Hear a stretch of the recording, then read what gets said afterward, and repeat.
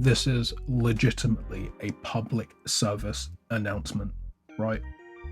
The PS Vita is amazing. It's not going to get any less amazing.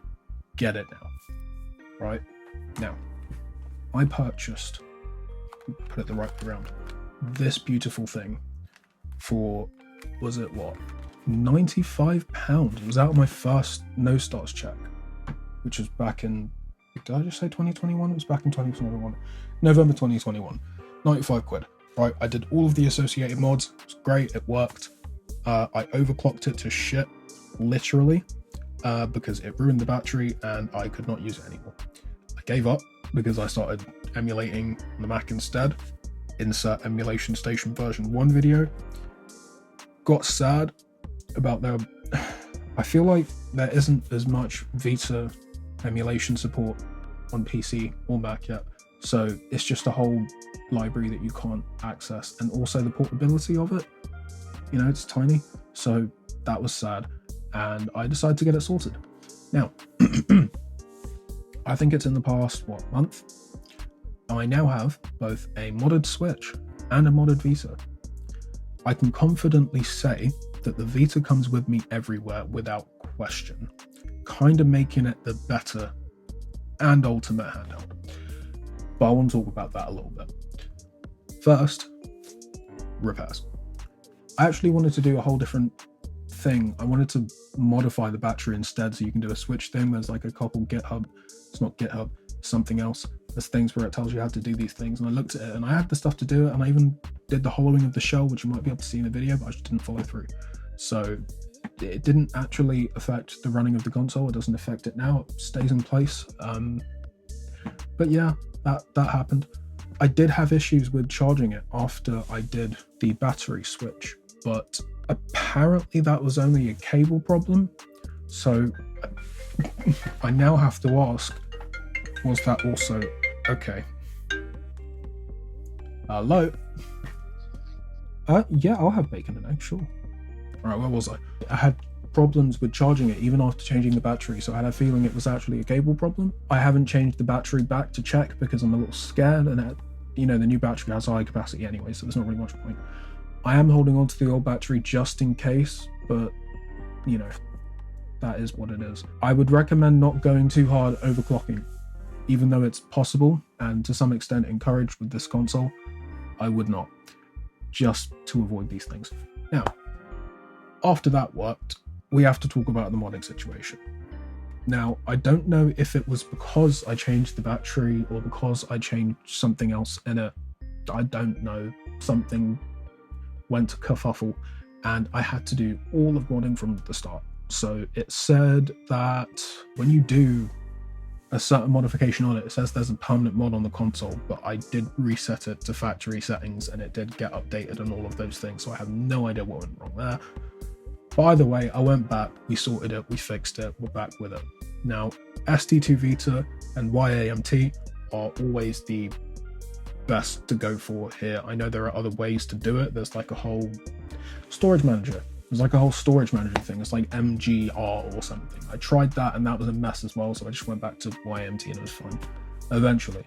But yeah, now all in all, I didn't have too many issues doing that because the web browser modding for this whole thing is incredibly streamlined. I am surprised that they have even managed to do something like this. You type in a web address, you tap unlock, and it just does it, and that's just that. Obviously there are things to do after that, but that's like the first step of getting into the custom firmware in the first place, which is incredible. Damn, modding. Now the final thing I had a problem with was connecting my Vita to the PC or Mac or whatever. I'm on Mac, sorry. My problem, I figured it out, it was really stupid. I had a whole script about how I tried to use auto plugin, tried to use VitaDB downloader, tried to reset the whole thing over and over and over. I didn't change the setting from connect USB to connect SD Vita in Vita Shell, which is obviously incredibly important because it kept showing me that I had like a 4GB PS Vita memory card and actually had the 256 SD. So yeah, stress, but sorted that very easily. I don't know if that gets any more complicated for other people, but I think it's insane that I could talk about this for 5 minutes and still not even get to the good part. But we're there. Why would one bother? when there are so many emulation consoles out there right now. You've got your Retroid Pockets, you've got your Retroid Flips now, you've got the the Ambinix, you've got Pocket Station stuff. I think that might just be another thing from one of those other two I just mentioned, but that doesn't matter. Why would you get a PS Vita? Because native PS Vita games as well as native PSP games. That's it. That's literally it, with the added functionality of a second analog stick. The form factor and the build of this console, just to hold and to, it's the perfect PlayStation controller with a screen. I don't know why there isn't a PS Vita 3 yet, or PS Vita 2. I don't know what comes after. PS Vita Afterlife. Whoa. I'm gonna have to tag that or post that to Sony. But yeah, let's get into the actual gaming of this thing, because that's where the hype is, right? First things first, the PS Vita library. Fruit Ninja on this thing is a joy. I think it's the OLED screen. Now, they obviously released the Switch OLED. Sony was like, what, 6-7 years ahead? I'm not getting the years up. You can hate me for that. I don't care. It feels nice. It looks nice. It's...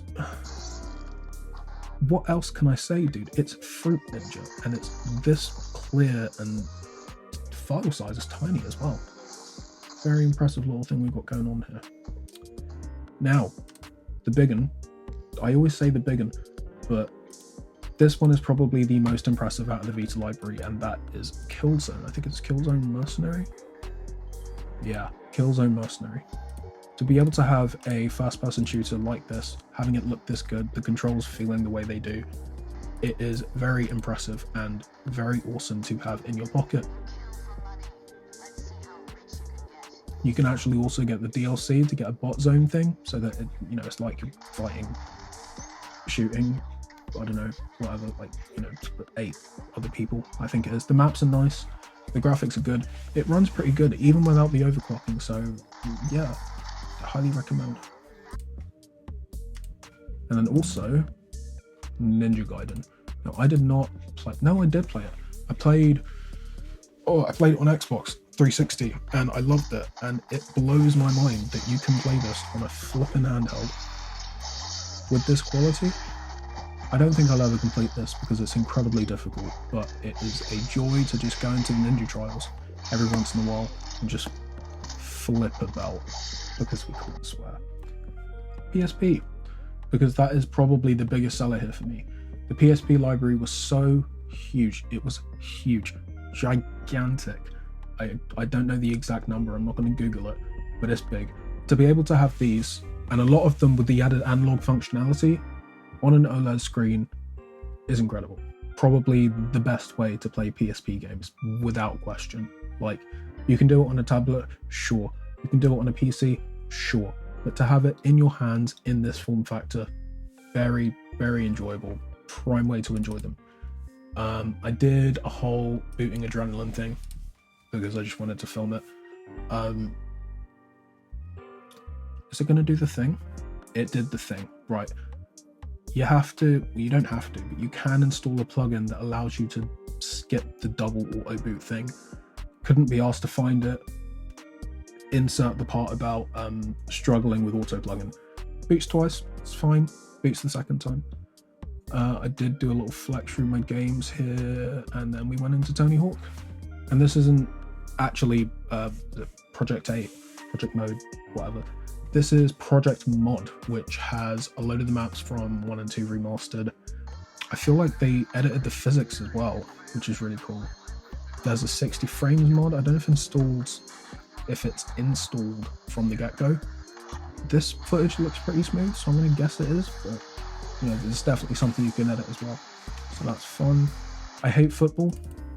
I know that's a great way to start this, but the only football game I will ever play or enjoy purely of my own volition is FIFA Street.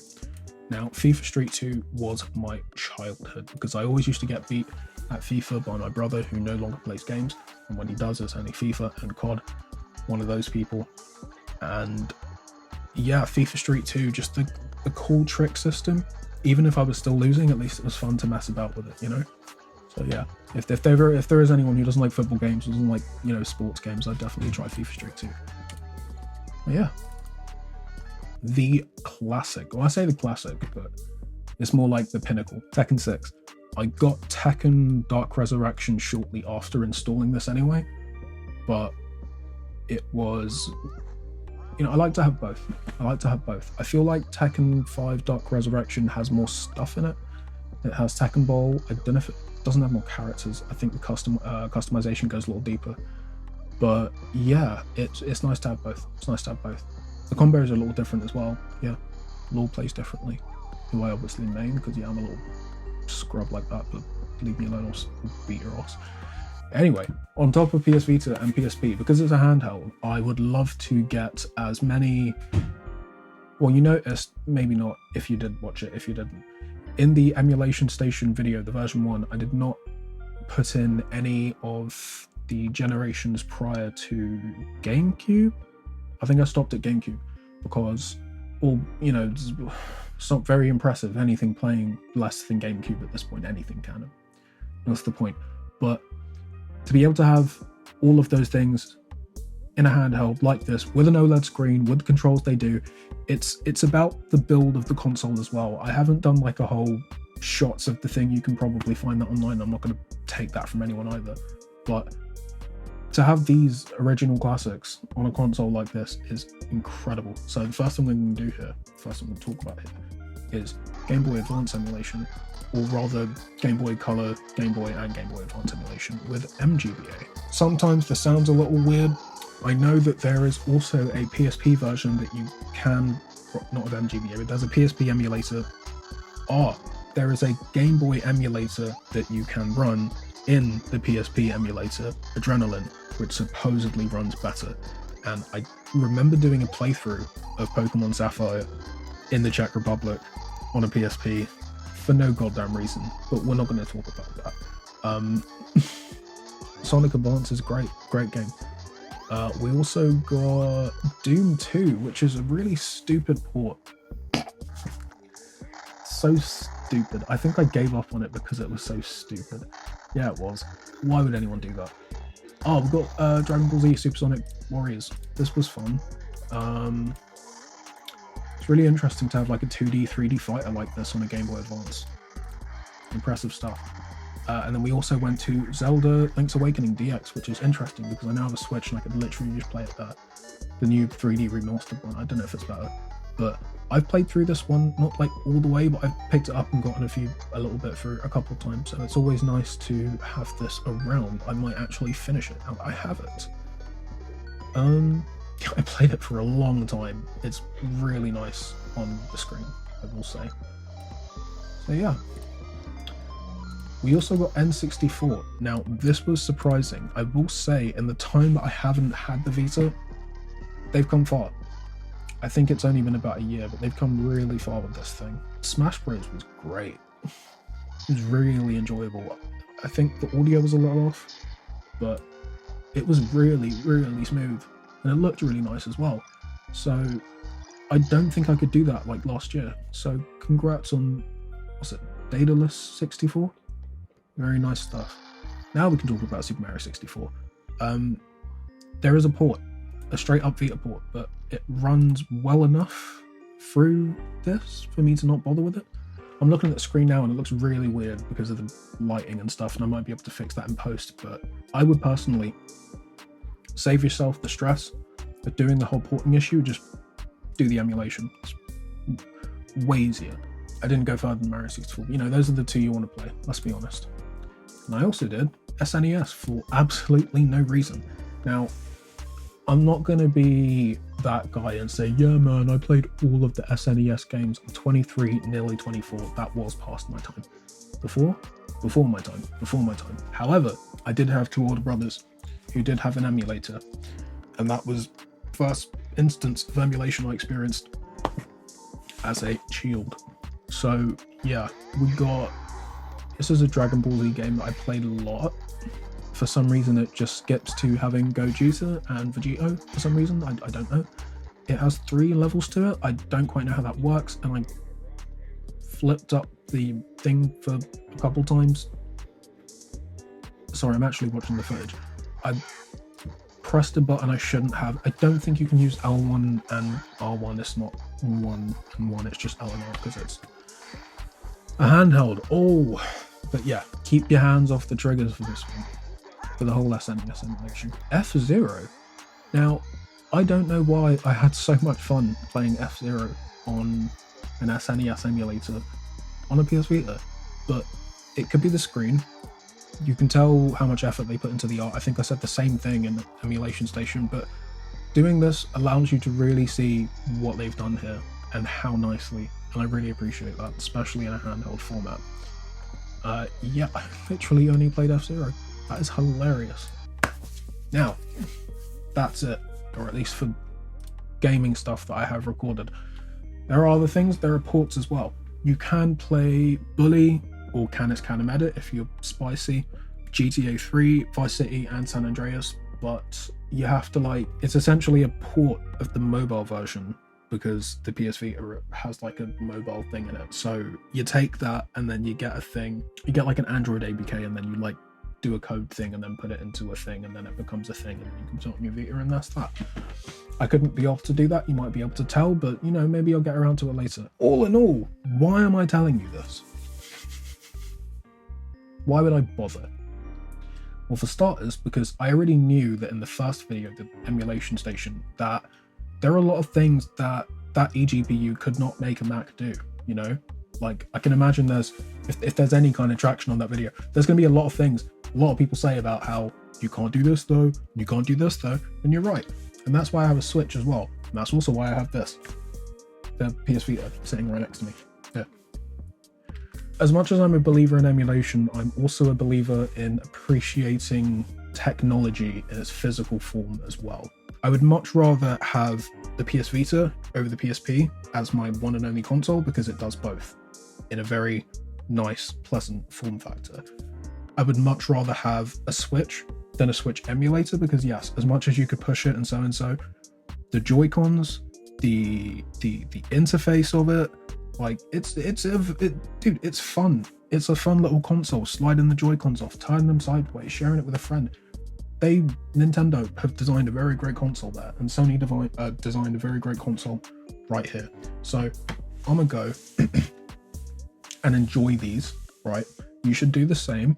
They're probably even cheaper right now. I know 3DSs have gone up in price. I don't know how Vitas are doing, but if you're hating the state of games and you don't want to go to the effort of getting like a whole PC setup and, you know, you know how it is, it's long, get a PS Vita.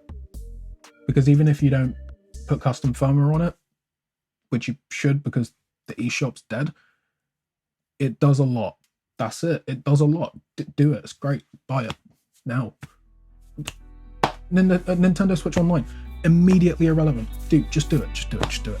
PS Vita. Vita means life. I brought it back to life. It's giving me life. It's a circle of life. Vita is life.